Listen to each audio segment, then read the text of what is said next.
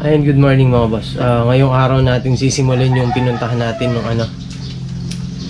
nung isang araw yung sa Arayat and yung extension dun sa kubo, yung kubong kamukha nung kay Tito Jimmy. Ngayon na natin sisimulan. Sana nandun na lahat yung mga kailangan natin materyales. Ayan, sama natin, tumatawag na. Ay mga boss, malapit na tayo sa paggagawa natin ng extension ng kubo. Ayan.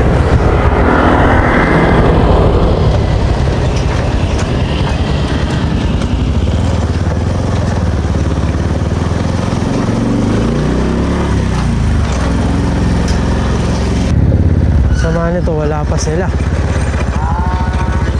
Hindi, bukas na yun doon sa kabilang gate yun. May tao na siguro.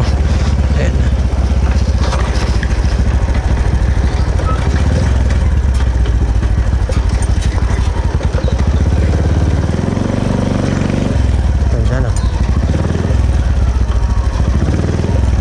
Papabukasan muna natin to. Papabukasan lang natin.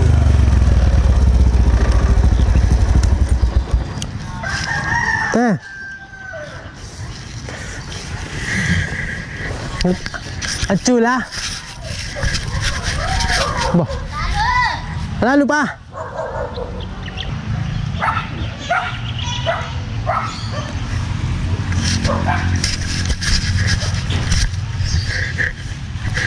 Silo ka muna ng konti. May tao na dyan. Ay, magkain na kami.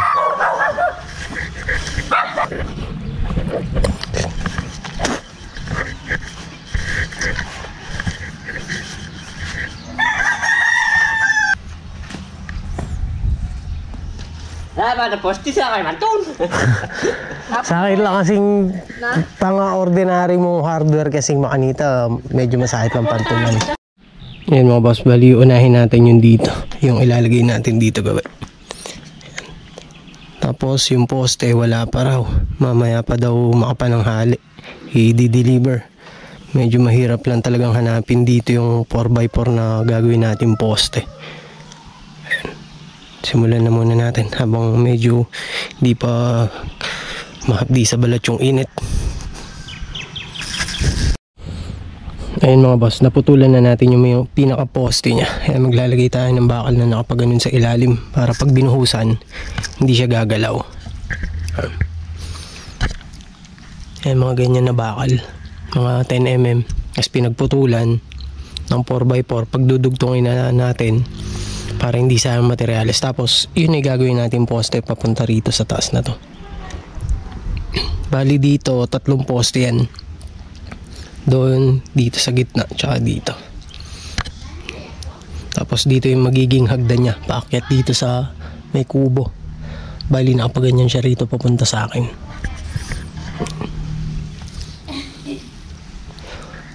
Ayan yung view nya, kitang kita yun sa bundok Arayat. Paglabas mo ng kubo niya, kita mo yung bundok Arayat.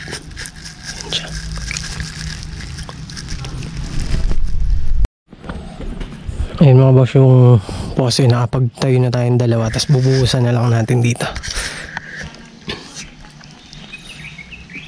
Kabilaan yan, tapos maglalagay pa tayo rito ng isa para dun sa pinakahawak sa hagdan natin. Etong side na to kasi open lang yan para sa hagdan. Bali dito na tayo magsisimula, dito sa portion na to hanggang dito lang. Yun yung merong pinaka flooring. Ayan. Tapos dito open lang yan kasi dito na yung pinaka landingan ng hagdan natin. Ayan mga boss, binubuhusan na natin yung dito. And eto, siguro 2 supot na semento uubusin ng hukay natin dito sa pinakaputing ng poste natin. Tapos bubuhusan din natin yung loob niyan. And syempre para kahit paano mas matibay siya. Tapos naglalagay na tayong pa ganun yung pinakapatungan ng hardiplex natin. Simulan na natin. Yan mga yan, brace lang yan para hindi siya gumalaw. Para pag natuyo yung halo natin sa baba, nasa hulog pa rin yung poste natin.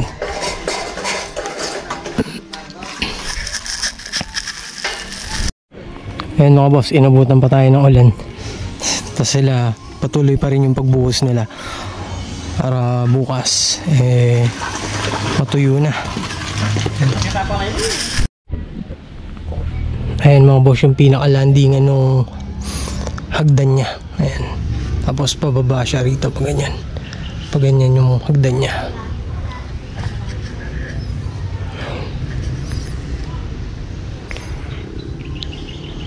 Bukas makakapaglagay na tayo rito. Yung pinaka nakapaganyan niya, sasalo sa hardiplex natin. Ayan. 1, 2, 3, 4, 5, 6, 7, 8, 9, 10, 11, 11 pieces na 2x4 na nakapaganon ang ilalagay natin dyan. Ano yung tsura niya?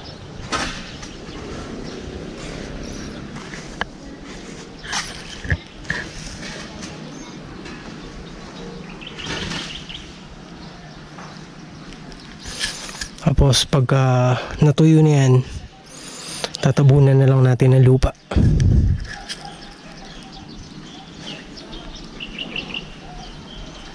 Ayan, bukas naman ulit gagabihin tayo sa pag-uwi. Uwian lang tayo.